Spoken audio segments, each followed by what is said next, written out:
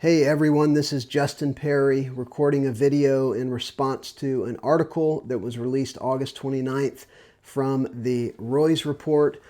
It was an article about MorningStar Ministries and the resignation of Chris Reed and some of the controversy over the past couple years. I did not have an opportunity to speak to the article before it was released. To my knowledge, I was not contacted by the Roy's Report. So I thought it would be best to put something out just kind of recounting the facts as I remember them over a several year period that actually led to our departure from MorningStar.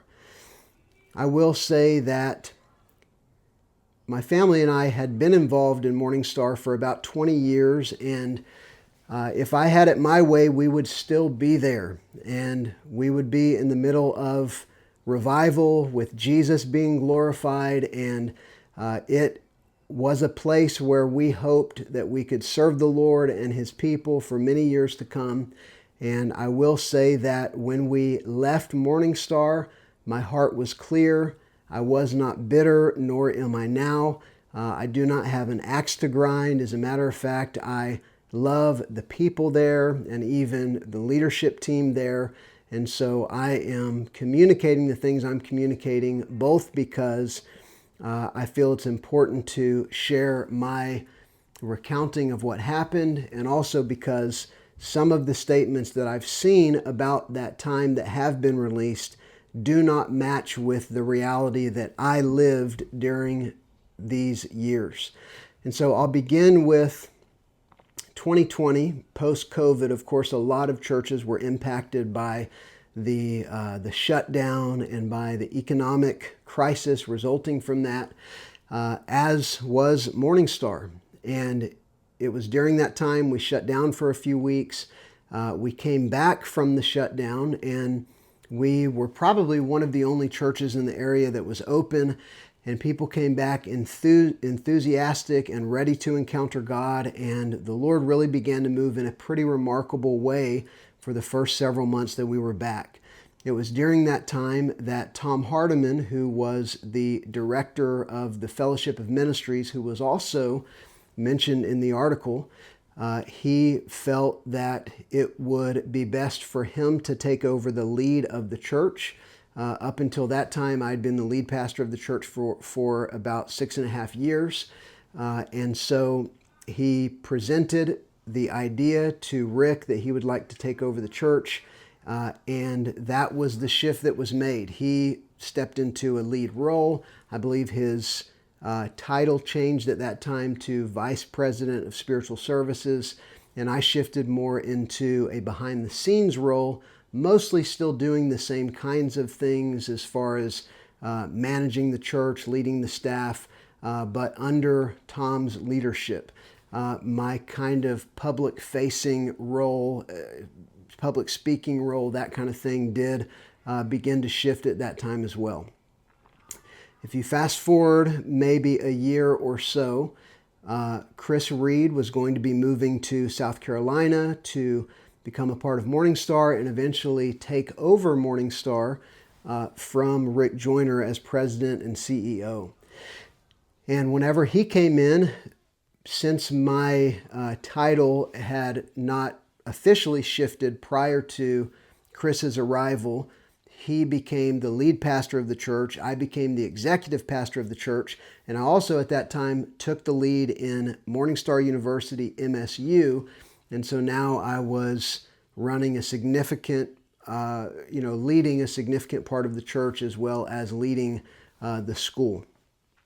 And Chris had been at MorningStar for, I think, a period of maybe 3 months or so whenever the events began that were written about in the article. The inappropriate relationship with the student named Catherine. And this didn't come to my attention until around 4 months later. I think it was in late February of 2022. I was in a meeting with Catherine and her mother and Tom Hardiman. And we were meeting with Catherine about marijuana that was found in her room, in her vehicle, if I remember correctly. to basically decide if she was going to be able to remain in the school and see what happened, where she was at. And it was in that meeting that it came out that she had been involved in this inappropriate relationship with Chris. Of course, Tom and I were devastated. I was physically ill. It was definitely one of, if not the most disturbing moment of my life. I was heartbroken not only for Catherine, which I expressed to her and her mother, and just told them that we would do whatever we could to help her find restoration and help her find next steps. At that point, the relationship, I think, had ended already by a couple months. And I was also thinking about the potential impact on the rest of the students. Finding something like this out about a leader would have hurt them immensely. And so, of course, as soon as this meeting was over, we called Rick Joyner, let him know what happened. He told Tom and I to call Chris, which we did.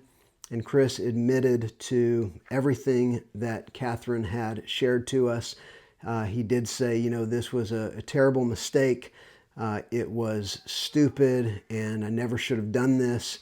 And then we began a series of meetings with Catherine and her mom, as well as with Chris, and then later with Chris and his wife, to talk through where do we go from here? What is the appropriate response?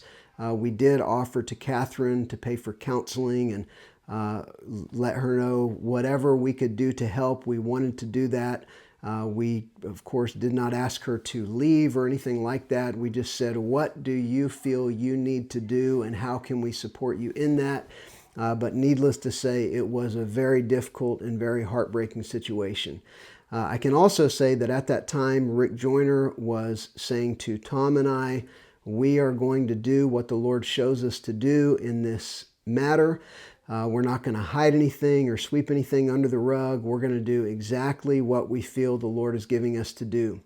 So we prayed fervently about this for around a week, and we made a decision to present everything that had happened and all of the details to the MorningStar board and basically let them decide what was the path forward, including the plan for Chris's transition as the president of MorningStar. And so that's what happened. Of course, the level of just tragedy across the board in this is hard to even explain.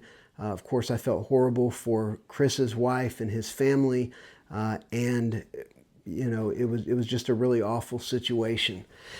However, they did meet with the board. I wasn't in that meeting. I'm not a part of the board.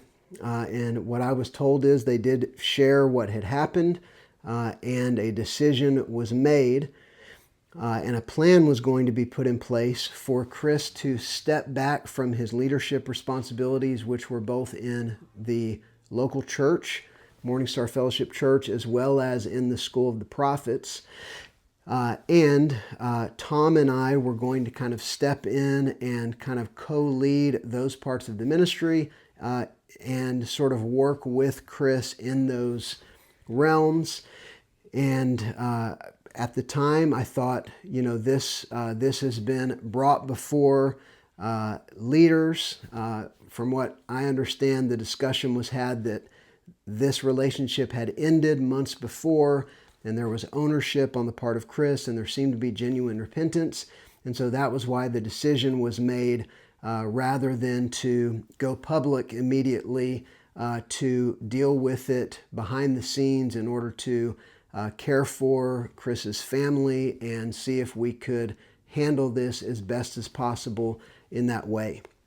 It seemed to me that this was a plan that I could agree to and that could potentially work. And my understanding was that Tom and I would be able to oversee and give feedback and give counsel as to what are we supposed to do as we move forward. And so it seemed like a plan that I could agree with. It was a matter of, by my recollection, only a couple months, maybe 2 months, maybe 3 months at most. I don't think it was that long. I haven't been able to verify the dates, but within a couple months for sure, there was a public announcement made that Chris was going to become the acting president of MorningStar. And our staff was told, don't go to Rick for anything. Everything goes through Chris. And only if it's not able to be solved or resolved with Chris, does it go to Rick. And so essentially, before the process even began, we were now, Tom and I were under Chris's leadership. And that made it very difficult to address the things that were a concern to me moving forward. And I did make a number of efforts to address things that I was concerned with over about the next 6 months. And that's just a fact. I will say that by this time, so now we're into maybe the summer of 2022, maybe headed towards the fall of 2022 would be more accurate because a new school year had begun. And things had gotten increasingly difficult in my role. There were decisions that were being made about the ministries that I was leading, and I was not involved in these decisions or these things that were being implemented in, although I was going to be responsible for making them work. And there did come a time whenever both it became difficult and I would say in some instances impossible for me to succeed in the roles that I had. And it became evident, certainly by the fall of 2022, that I had no ability at all to address the things that I was concerned with regarding the transition of Chris and the timeline and things like that. And I knew that it was going to be time for my family and I to leave. So we began asking the Lord, when can we leave? I would say really ever since the incident was revealed, we began praying, Lord, are we free to leave? I did have a concern, especially in the fall of 2022, that if I were to abruptly leave, not even to the middle part of a school year, that it would be very damaging for the students. I have seen that happen before, and it was fairly devastating for most of the students that were involved in a previous season whenever that happened. I wanted to do the best that I could to care for them. I also didn't want there to be an unnecessary disruption in the church by abruptly leaving. And so I began to put together a plan for a transition period where I could recommend people as my replacements and have enough time to train them. And so these are all things that we were praying into in the fall of 22.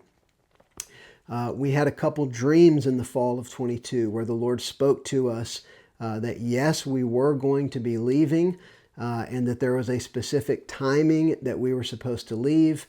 And that if we stayed beyond the time that we were supposed to stay, then in one dream it would be devastating to one member of our family, and then in another dream that it would basically destroy our family if we stayed.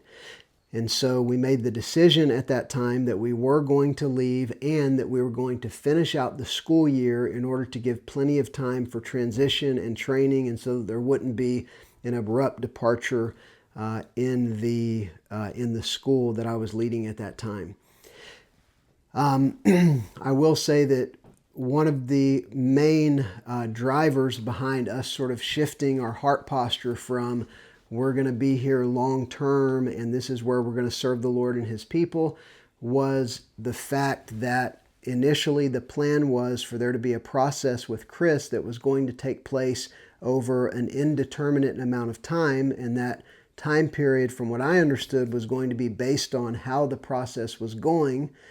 But once it was announced without any sort of collaboration or discussion that a shift was going to be made where Chris was going to become acting president and the point person for the church and all the ministries of MorningStar, then that was one of those significant moments where I decided this is no longer going to be a good place for my family and I long term.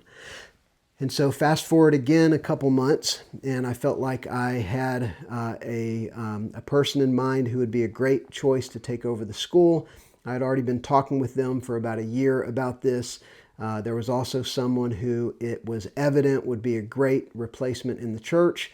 And so I believe it was early spring of 2023, I met with Chris and Rick, and I let them know that we were going to be leaving at the end of June after the school year. And I proposed at that time this plan for people to take my place and a time period of, I believe it was about 4 months, for me to be able to kind of train them and successfully pass the torch. And that's exactly what we did. So we finished our time in June of 2023.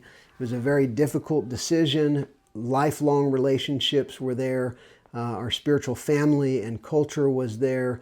But it was the decision we felt like we had to make. And I felt like the mandate on my family and I for the past year, but even since 2020, whenever things began to shift where my role was sort of diminished more and more.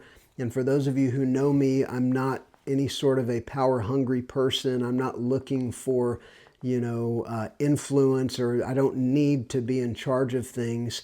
But as things got increasingly challenging and I was decreasingly able to fix or address the things that were a concern to me, it made it evident that it was time to go. But I felt like one of the main mandates on us was that we left well, that we cared for those that we had responsibility for, that we loved both the students and the members of the church to the degree that we were able to, that I was to effect change wherever I could and do the best that I could with the things that I did have responsibility for.